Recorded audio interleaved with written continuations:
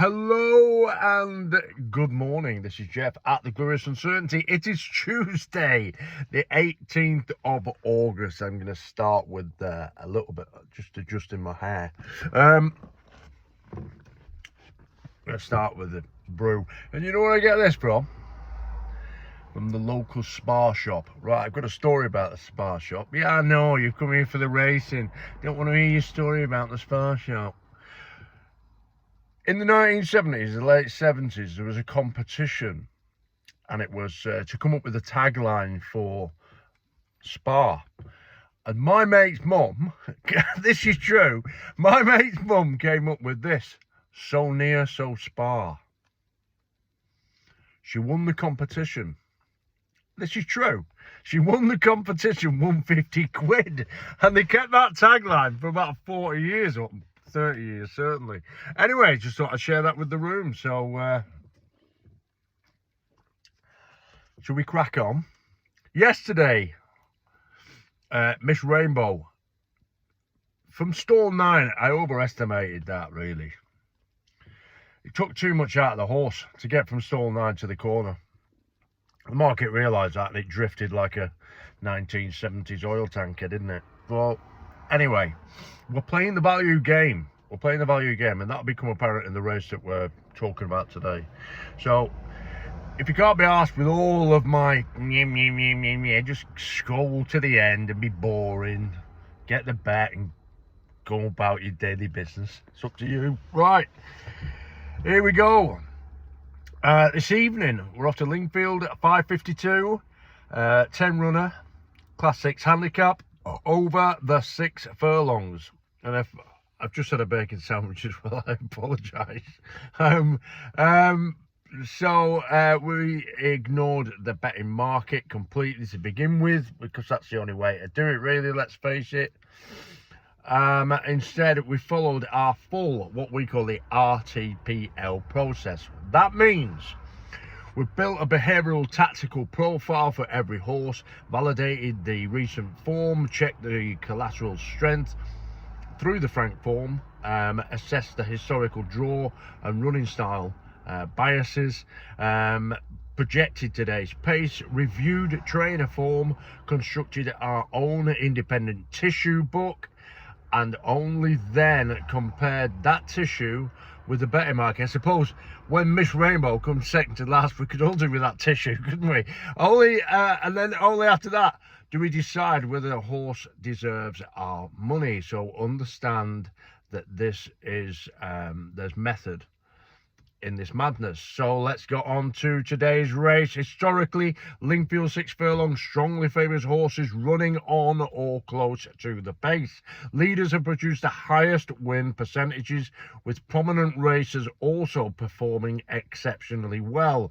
On paper, that sounds straightforward, but today's race presents a very difficult challenge. Several runners want exactly the same tactical position. That's Due Date, Express Train, Ballon d'Or and Dashing Donkey. They've all shown their best form when racing aggressively. The problem is, only one horse can enjoy an uncontested lead. So today's race isn't simply about finding our best front runner. It's about identifying which horse can obtain that position most efficiently, or which horse is best placed to profit in the early battle if the early battle becomes too demanding. So behavioural tactical profiles. Happier produced the strongest overall profile. She's improving. She has winning behaviour. She's tactically adaptable. Unlike several rivals, she doesn't need to lead. She can just sit behind the pace and still finish strongly. That's flexibility is a major advantage in today's race. Next horse is Due Date. Due Date possesses the clearest established front running profile over today's distance. If he breaks well and controls the race, it becomes extremely dangerous. Everything about his historical behavior says he is at his best when allowed to dictate. The question is whether he wants to lead. That's the big question. The question is whether the other pair's horses allow him to have it cheaply. That's important. Alashos. Is it Alashos? I think so, yeah. Alashos perhaps went slightly under the radar. He's already a proven course and distance winner. His profile is remarkably consistent, though. He generally races prominently without needing to dominate and looks capable of obtaining an ideal stalking position behind the leaders. Horses to oppose, my point of view. The market has shown considerable respect to Dashing Donkey. Our analysis couldn't quite justify that, to be honest. His profile has been built over 7 furlongs and a mile. Today, 6 furlongs in an entirely different tactical test, and we simply haven't seen enough evidence at this trip to support such a prominent market position. Diamond Dreamer also has plenty to prove, although dropping into weaker company. His recent profile has been one of regression and is likely to adopt a high drawn hold-up position, a combination that historically suggests struggling at Lingfield. So building our own market. Before looking at a single betting price, we built our tissue price. So how we would have built the financial market on this race from the information that we've gathered. So our top 3 came out as Happier at 7-2, Due Day at 9-2, Alashos at 11-2. Those were our top 3. Only then do we compare the market. So we do all that research, then we compare the market, because if you, as I said yesterday, your mind start to sway towards, oh, have I missed something? Have I done this? We just go with cold, hard facts. And I did this on Sunday, and a lot of people go, yeah, you could just say anything. And I did it with the Good Biscuit. The Good Biscuit won at 12-1. I did back the horse, but for those who've been on this channel quite a lot, you know I'm not bullshitting. You know what I mean? That's what happened. But it went against, I think it was Alpha Whitebird was the favourite. And to look at that horse, you'd think it wouldn't stand a chance. A Good Biscuit wouldn't really stand a chance. But there are plenty of other things, contributing factors, that make it be a bet. So Alashos is bigger of our assessment, and that's where the value begins. Analysis is not staking. It is not staking. Now, this is probably the most important part of today's video.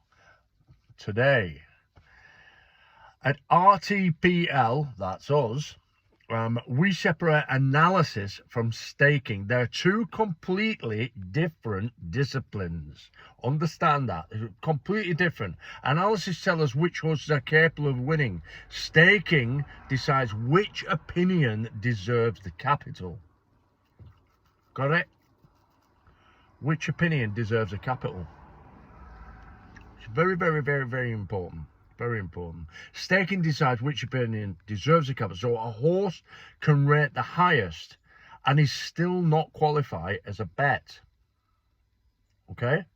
It's all about where you put the money. That's exactly what we found today. Our highest rated horse is Happier. Okay? We believe she's the most likely winner. I know what you're thinking. You've got to fight it, though. You've got to fight it. But our own tissue says she should be around 7-2. Well, the market is asking us to take 9-4.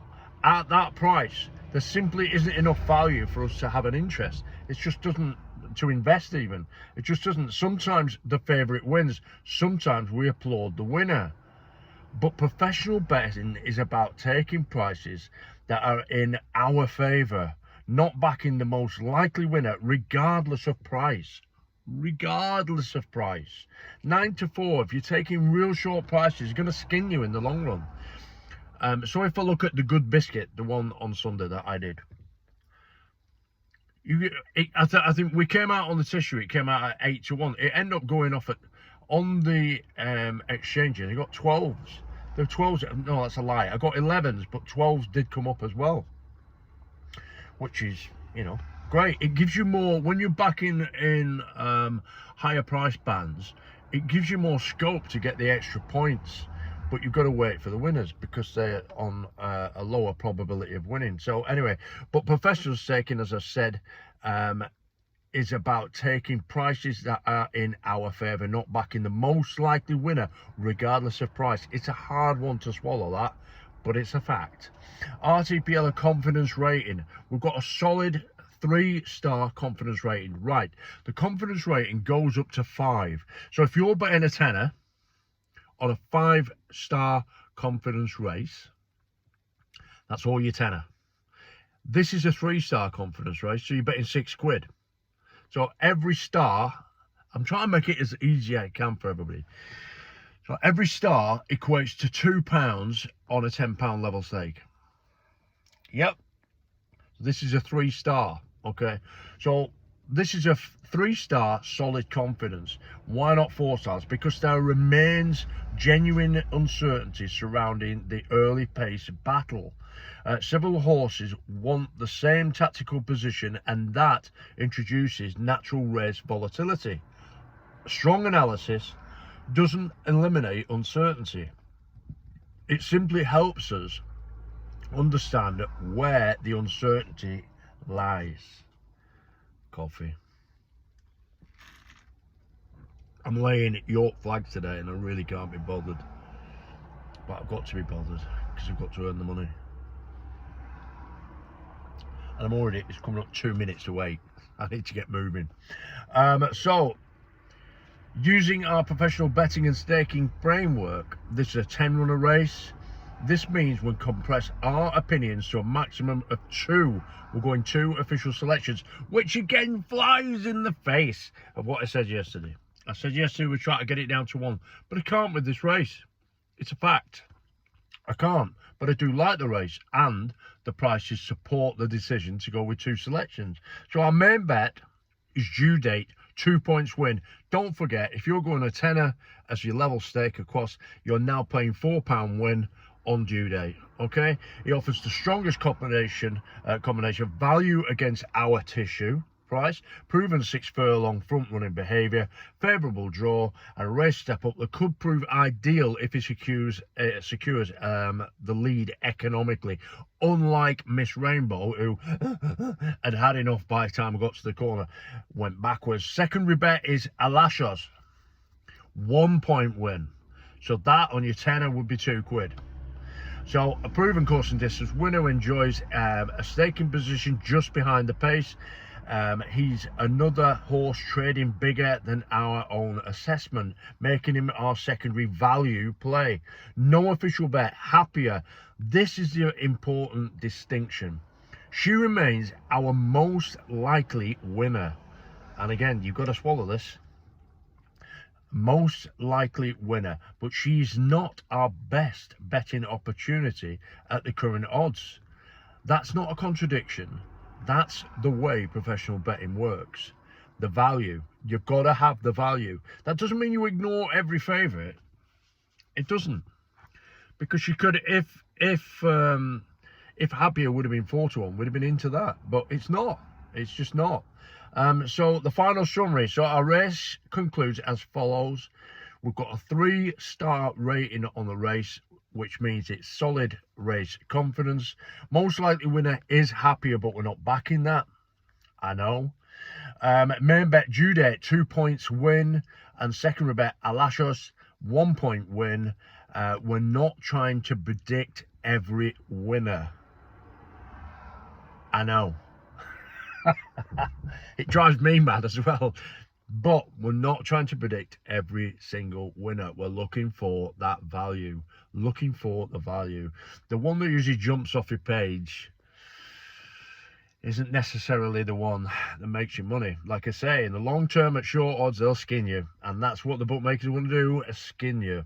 So we're not trying to identify when the market has made a mistake, and invest only when the odds are in our favor. So that is it. It's now nearly 15 minutes. I need a shave. I need to go to work. That's what I need to do. But I hope you understand all that. All been very interesting for 15 minutes, hasn't it? I hope so. I'm enjoying to be back. Oh, one other thing. You know the running account? I'm going to do the running account, and I shall put it in the comments. So yesterday, you'll notice in the comments, there'll be a pinned comment, and it shall explain where we are on the account. So last time when we finished 6 weeks ago, we were on an even keel. You can check that video. We were even. That was at SP. So I'm going to put on yesterday's bet, 3-point win, Miss Rainbow. Didn't do anything. And then today's bets, they'll go on, and then we can keep a running account, and it's easier for you to see. So if you're coming here for the first time, you can check it out. Nearly 16 minutes, that's ridiculous. I'm going to go to work. I'm stalling because I don't want to lay flags. That's it. Cheers. Good luck with the bets. Bye for now. Bye-bye.